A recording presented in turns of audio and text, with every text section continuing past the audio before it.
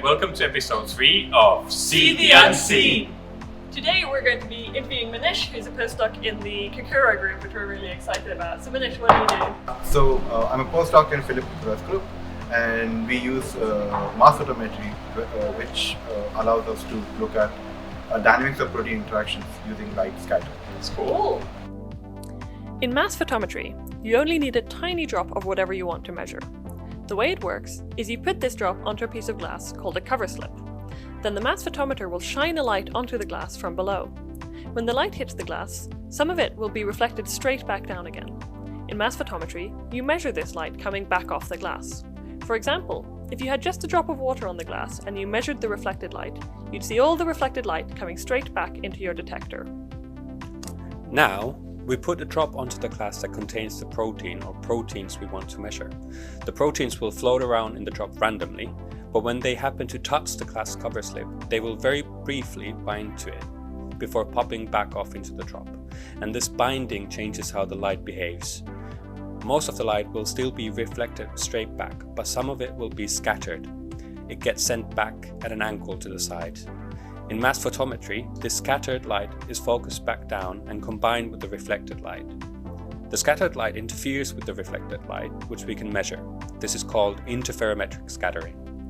So far so good, but the real key here is that bigger proteins will scatter the light more in a completely predictable way. So the amount of scattering tells us how big the protein is. In the data, this comes out as a dot every time the protein touches and binds to the glass.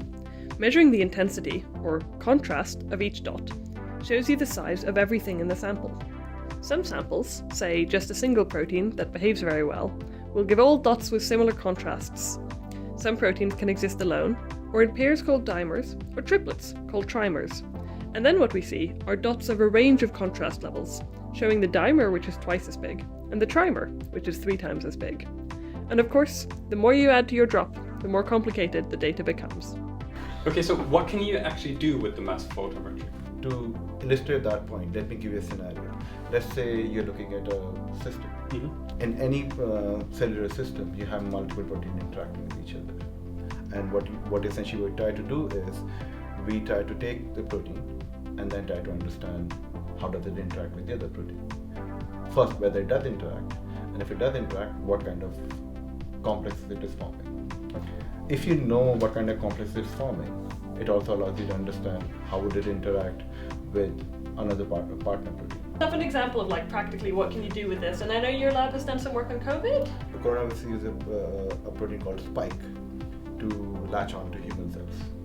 With mass photometry, you can understand the dynamics of this interaction. So coronavirus uses a protein called spike, and it is a trimer, so it has 3 of monomers together, and what we can study, number one, what we can study is how strong this interaction is. Okay. What you can do is you can take this soluble form of spike, and then you can understand how good is the interaction between these monomers of spike, so whether it always stays together as a trimer, or it can break apart into smaller species. So that allows you to understand how good the spike is. And since coronavirus also has gone through multiple mutations, so we can take the spike from all these viruses and then understand whether they are always a trimer. That's number one. And what spike does, it interacts with ACE2, which is another protein in humans, to latch onto the cell. So it's the dynamics of the virus with the human cell. Yeah. By just taking the proteins, you know the main proteins that are involved. Now you can understand how strong the interaction between these 2 proteins.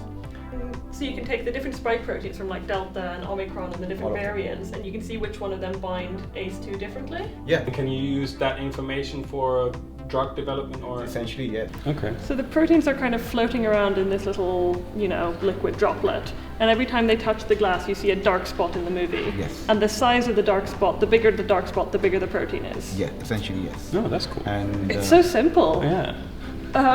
Can I ask, this is a pretty recent technique, isn't it? yes. Was there a technological development that allowed it to happen, or?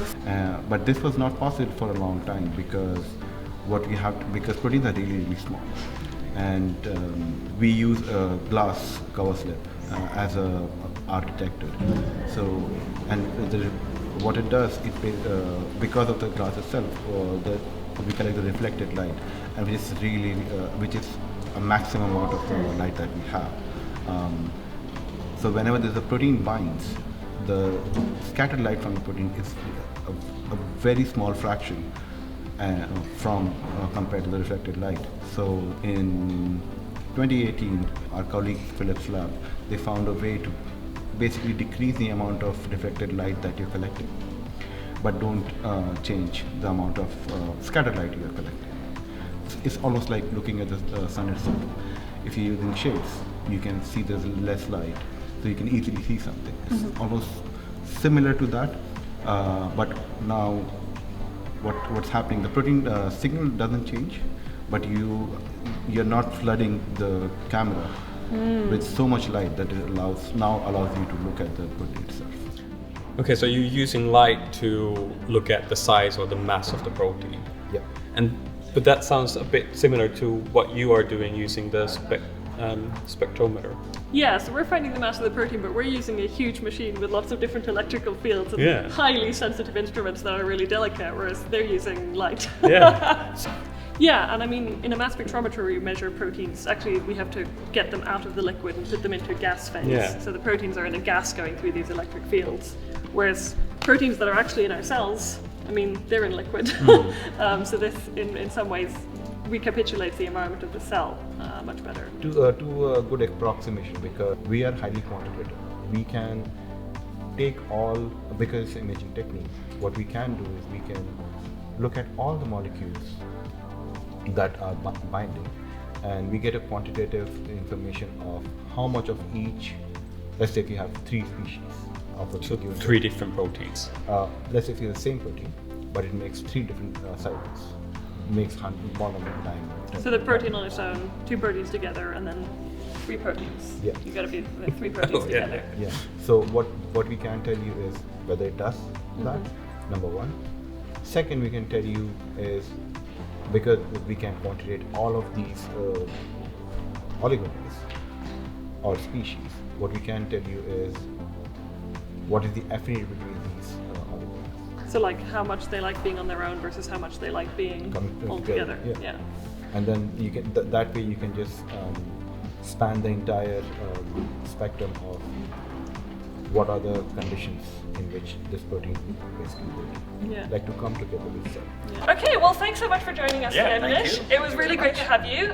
Can't wait to see what you guys do more with mass photometry. Yep. You really. Well, the next video will be on. We'll be measuring the electrical activity of cells with Beth. Really excited about. Yeah. Looking forward to it.